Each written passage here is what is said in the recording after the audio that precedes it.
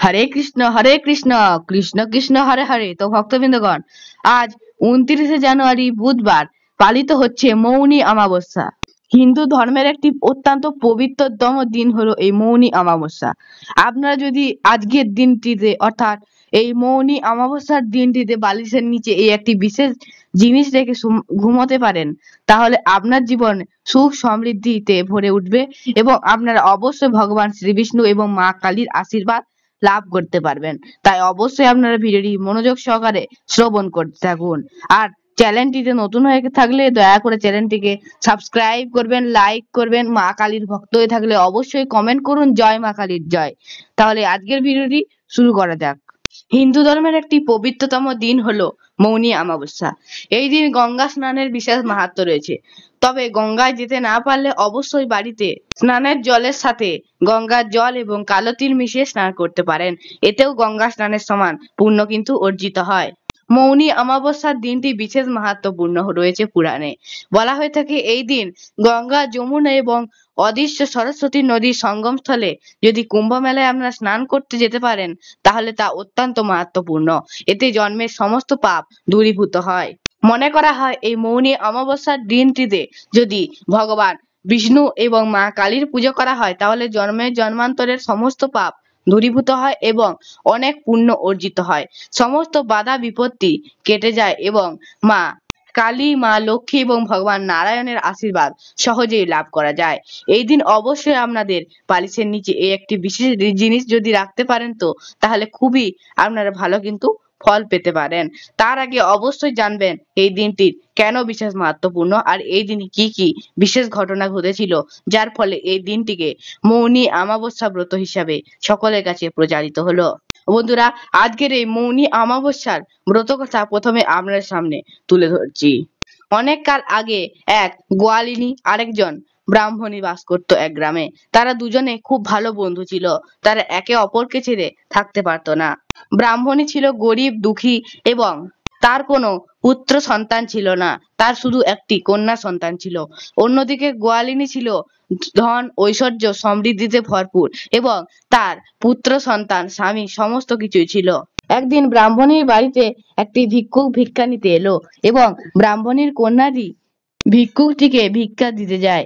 ভিক্ষা দেবা মাত্র ভিক্ষুকটি ভবিষ্যৎবাণী করে যে ব্রাহ্মণীর কন্যা বিয়ের দিনেই বিধবা হবে। তৎক্ষণাৎ ব্রাহ্মণীর কন্যাটি ব্রাহ্মণীর কাছে ছুটে যায় এবং ব্রাহ্মণী তৎক্ষণাৎ ভিক্ষুকটির পায়ে লুটিয়ে পড়ে এবং বলে যে আপনি যখন আমার মেয়ের ভবিষ্যৎবাণী করতে পেরেছেন, তাহলে এর প্রতিকার কিছু আছে কিনা তবে বলুন। তখন ভিক্ষুকটি বলল, হ্যাঁ, এর প্রতিকার আছে। যদি কোনো ব্যক্তি মৌনী অমাবস্যার ফলে অর্জিত পুণ্য ফল এই কন্যার স্বামীকে দান করে, তবেই তার মরা স্বামীকে জীবন্ত করা যাবে। কিন্তু মৌনী অমাবস্যার সমস্ত পুণ্য ফল দান করার ফলে সেই ব্যক্তির অমঙ্গল হবে। তখন ব্রাহ্মণী বলল, হে প্রভু, এর থেকেও কি বাঁচার কোনো প্রতিকার রয়েছে? তখন ভিক্ষুকটি বলল, হ্যাঁ, এর থেকেও বাঁচার প্রতিকার রয়েছে। ওই গায়ের ধারে যে কুটে নদী পড়ে আছে, সেই কুটে নদীতে এক ভার দই এনে সেই সমস্ত দই ওই কুটে নদীর জলে ফেলে আবার সমস্ত দইকে জিভ দিয়ে চেটে যদি আবার ওই পাত্রে সমস্ত দইকে রাখতে পারে, তাহলেই তার সমস্ত অমঙ্গল কেটে যাবে। এই বলে ভিক্ষুকটি সেখান থেকে চলে গেল। ব্রাহ্মণী ভাবলো যে গোয়ালিনী এই মৌনী অমাবস্যার ব্রত করেছিল, সেই তার কন্যাকে এই ব্রতের পুণ্য ফল দান করবে। সেই জন্য তাকে গোয়ালিনীকে সন্তুষ্ট করতে হবে ভেবে সে প্রত্যেক দিন ভোরবেলায় গোয়ালিনীর অগোচরে তার বাড়ির সমস্ত কাজ করে আসতো। একদিন গোয়ালিনী ভাবলো যে তার বাড়িতে এসে প্রত্যেক দিন কে তার কাজ সমস্ত করে দেয়। তাই সে একদিন লুকিয়ে দেখতে লাগলো। যখন ব্রাহ্মণী তার বাড়িতে এসে কাজ করতে লাগলো, তখন সে ধরা পড়ে গেল গোয়ালিনীর কাছে। তখন গোয়ালিনী সমস্ত কিছু জিজ্ঞাসা করলো ব্রাহ্মণীকে। ব্রাহ্মণী তখন সমস্ত কিছু খুলে বলল। তখন গোয়ালিনী নিশ্চয় তার ব্রতের পুণ্য ফল দান করবে বলে বলল। কিছুদিন পরেই ব্রাহ্মণী তার কন্যার বিবাহ দিল। এরপর বিয়ের দিনেই কন্যার স্বামী মরে গেল। এরপর তৎক্ষণাৎ গোয়ালিনীর বাড়িতে ছুটল ব্রাহ্মণী এবং সেখান থেকে সেই মৌনী অমাবস্যার পুণ্য ফল এনে স্বামীকে উৎসর্গ করতেই কন্যার স্বামী জীবিত হয়ে উঠল। পরদিন সকালে ব্রাহ্মণীর বাড়িতে ছুটে এলো গোয়ালিনী, বলল তার অমঙ্গল ঘটেছে, তার স্বামী পুত্র সবাই মরে পড়ে আছে। তখন ব্রাহ্মণী গোয়ালিনীকে এর প্রতিকার বলল, যেটি ভিক্ষুকটি ব্রাহ্মণীকে বলেছিল। তার কথা মতো সে ওই গায়ের ধারের কুটে নদীতে এক ভাঁড় দই ফেলে সেই দইকে পুনরায় ঘৃণা না করে সমস্ত দইকে জিভ দিয়ে চেটে আবার ওই পাত্রে রাখে। এতে তার সমস্ত অমঙ্গল কেটে যায় এবং তার স্বামী পুত্র সবাই জীবিত হয়ে ওঠে।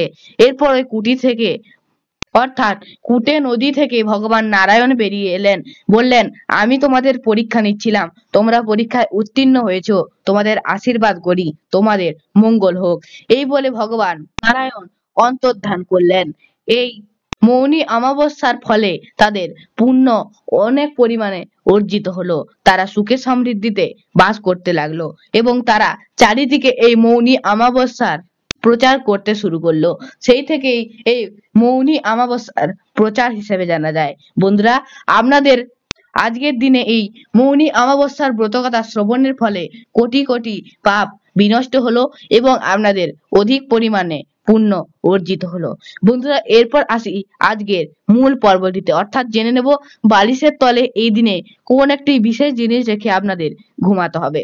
বন্ধুরা, অবশ্যই আজকের দিনটিতে আপনারা রাত্রেবেলা ঘুমানোর আগে অবশ্যই দুটি তুলসী পাতা গঙ্গা জল দিয়ে ভিজিয়ে বালিশের তলায় আপনাদের রেখে দিতে হবে। আর অবশ্যই আপনারা তুলসী পাতাগুলি সকাল থেকে তুলে রাখবেন। রাত্রেবেলায় অমাবস্যার দিন কখনোই তুলসী পাতা তুলবেন না। আর অবশ্যই আপনাদের এই দুটি তুলসী পাতা গঙ্গা জল দিয়ে ভিজিয়ে তারপরই বালিশের তলায় রেখে দিতে হবে। বন্ধুরা, আপনারা অবশ্যই এই দুটি তুলসী পাতার বদলে দুটি লক্ষ্মী কড়ি, দুটি 1 টাকার কয়েনও রেখে দিতে পারেন। বন্ধুরা, এর ফলে আপনাদের জীবনে উন্নতি ঘটবে। বন্ধুরা, আজকের ভিডিওটি এই পর্যন্তই। আশা করব আজকের ভিডিওটি আপনাদের একটু হলেও ভালো লেগেছে। আজ এখানে শেষ করছি, ফিরে আসবো আপনাদের সামনে অন্য কোনো ভিডিও নিয়ে। জয় শ্রীকৃষ্ণ, রাধে রাধে।